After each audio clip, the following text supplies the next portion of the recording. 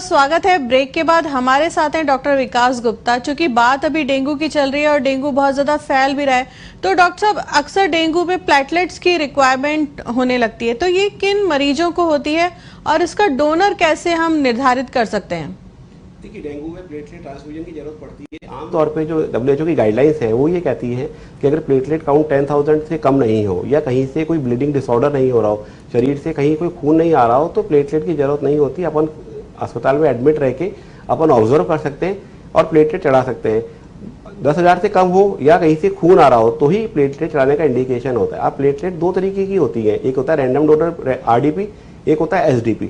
Random donor platelets क्या होता है कि अपन ने किसी भी एक रैंडमली किसी डोनर से प्लेटलेट ली, उनको प्रिजर्व करके रखा और वो ट्रांसफ्यूज कर सकते हैं। तो एक रैंडम डोनर प्लेटलेट से यूजुअली 4 से 5,000 का प्लेटलेट काउंट बढ़ता है। और जो बेस्ट होता है वो होता है single donor platelet. Single donor platelet में क्या होता है कि जैसे आपका ग्रुप मान लो O पॉजिटिव है, तो आपको कोई O पॉजिटिव का डोनर लाना पड़ेगा। उसकी प्लेटलेट फ्रेशली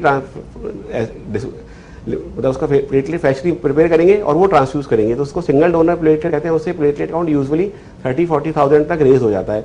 और देखा जाए तो सिंगल डोनर प्लेटलेट ही बहुत इजीली मतलब बहुत ज़्यादा अच्छी रहती है। लेकिन सिंगल डोनर प्लेटलेट में सबसे बड़ी समस्या है कि सेम ग्रुप का डोनर मिलना उस परिवार में हो या अपने कोई परिवार में जैसा हो जो देना चाहे या दे सकता हो, क्योंकि ऐसा नहीं है कि हर आदमी डोनेट कर सकता है। कई सारे क्राइटेरिया होते हैं कि 60 ईयर से ऊपर नहीं होना चाहिए, वो कोई मेडिकेशन पे नहीं होना चाहिए, उसको कोई डिजीज नहीं होनी चाहिए, तभी वो डोनेट कर सकता है।